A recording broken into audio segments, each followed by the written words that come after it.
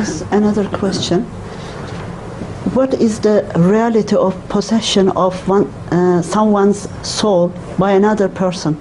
Is there any scientific explanation or criteria? As far as I understand the question, the questioner requires me to observe on the common belief of the people that some people can exert their mental or spiritual influence over others. Do I understand you rightly? This is correct. This common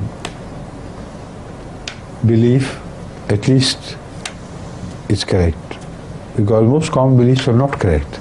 This is true. It is fully supported by the Quran, fully supported by the human experience everywhere in the world, because all mesmerism and hypnotism, etc., are basically founded on this reality of life. There are certain mental messages which do not require wording to be transmitted on the shoulders of sound waves. They are transmitted without a sound, without the employment of known media of physics and chemistry.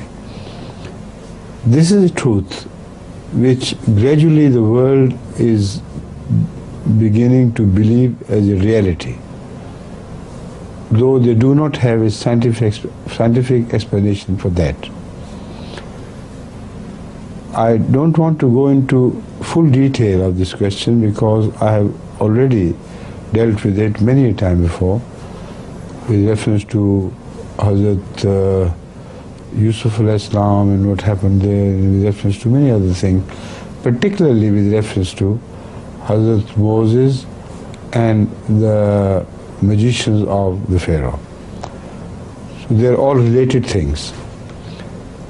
But I want to say at least this much in answer to this question, that the questioner can himself experience the truth of this observation, that some stronger minds apply their force on the people around them in a manner that they are influenced. Here the nearness is essential, but sometimes the mental messages can be put across thousands of miles and still they are powerful enough to deliver the message. But here, for the experimentation of ordinary people who are not even parapsychics, I can tell them that if they stand next to a person in namaz who is holy, their thoughts will be attuned with that person's thoughts. And if they stand next to a person who is not truly a believer, but who stands just for the sake of performing an act, the person standing next to him will be influenced by the negative beliefs of such a person. This is a common experience of life.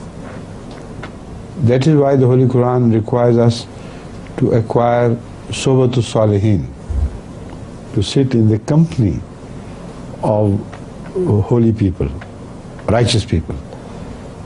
It doesn't inform us to hear them closely and to act according to their traditions. It just says sohbatu salihin. And this is what was utilized once by Hazrat Khalifa in case of a young boy, an Ahmadi young boy who was a college student, who came to him and spoke of some doubts about the existence of God. He said, whenever I stand up in prayer, I begin to entertain some doubts and I must find an answer to this disease. Hazrat Khalifa inquired from him, does he always stand next to a friend of his in the prayer?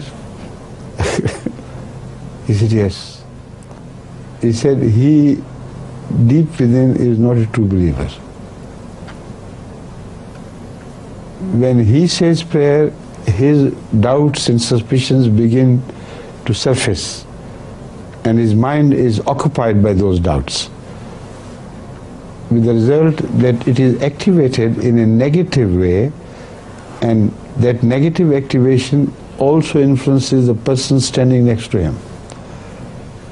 So change your place in the prayer and let me know what happens. He changed his companion and went elsewhere, and then he reported laughingly that all the suspicions are gone. So this has been put to actual test, and everybody can try this. Okay?